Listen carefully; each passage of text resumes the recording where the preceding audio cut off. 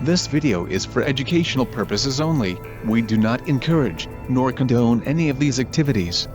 In today's video, we will give you an in-depth view on the underground world of darkweb credit card skimming businesses, so stay tuned.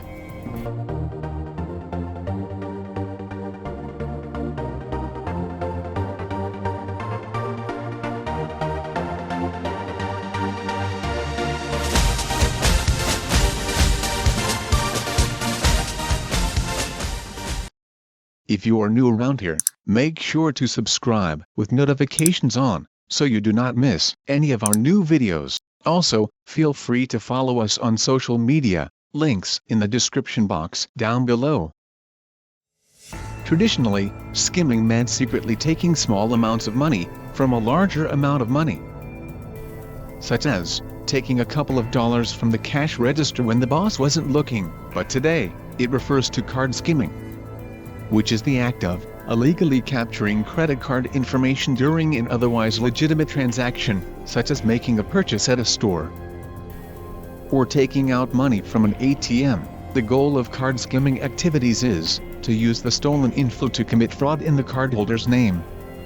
Skimmers usually record and store payment card data internally, which means that criminals will need to return to the scene of the crime in order to complete their scam. However, some card skimmers have been found to be taking advantage of wireless and Bluetooth technology. They can collect the card information from a discrete location whenever they want. Although criminals can potentially use debit cards without a PIN to make purchases, they still go the extra length to obtain the PIN. This is why virtually all ATM skimming operations use one more piece of equipment, in addition to skimmers. There are two types of equipment that criminals can use to capture pins: micro cameras and keypad overlays. Pin capturing cameras at ATMs are so small that they can be hidden quite easily in the ATM environment. Keypad overlays, on the other hand, are pretty much what they sound like: a duplicate keypad that goes over the real keypad and records pins as they are typed. The overlaid keypad is designed to look and feel as close to the real keypad as possible. ATM skimming can occur at any kind of ATM, even ATMs found within banks, although very rarely, it's non-bank ATMs, such as those found in convenience stores, are the most susceptible to skimming activities, as they are not heavily monitored. The hardware needed to run a skimming operation is commercially available, though purchasing it would leave a paper trail. It is in the dark web that criminals can purchase an ATM skimmer, for prices generally ranging from $700 to $1,500. Magnetic stripe readers, which criminals can use to create their own skimmers, are for sale as well, typically costing between $400 to $990. These devices can be very convincing, even mimicking security mechanisms intended to prevent skimming. But what happens to your stolen card information once the scammers have it? Well, that's where the dark web comes into play, which is a hidden part of the internet where illegal activities thrive. Warning: the dark web is full of dangerous hackers and scammers waiting to trace your data, steal your identity and drain your bank account. Protect yourself with NordVPN, and keep your identity and data secure from prying eyes. Stay safe, stay anonymous. Special discount link in the description box down below. So, how do these scammers turn your stolen card information into cold, hard cash? Well, there are several ways they go about it. One method is by reselling the stolen information to other criminals who specialize in fraudulent activities. Another tactic scammers use is to create clone cards using your stolen data that can then be used to make unauthorized withdrawals or purchases, often leaving the unsuspecting victim with a drained bank account. A recent report found 4.5 million credit card numbers for sale on the dark web during the first half of 2022, half of them issued in the US.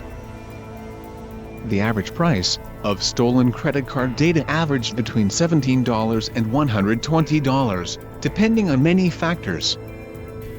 These factors are, for example, the card's validity, expiration date, and available credit limit. As we mentioned, dark web credit card marketplaces facilitate the buying and selling of stolen payment cards, and over the past decade, Joker's Stash emerged as one of the most infamous dark web marketplaces, gaining notoriety for illicit transactions. The platform became the central marketplace for stolen card data, outclassing all competitors. Reaching the status of a notorious hub for stolen financial data, Joker's Stash faced a significant setback when law enforcement agencies collaborated to take it down, along with many other high-profile carding sites.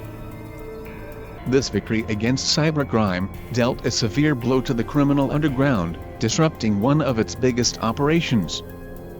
Post the dismantling of Joker's Stash, cybercriminals displayed adaptability by establishing new marketplaces to fill the void.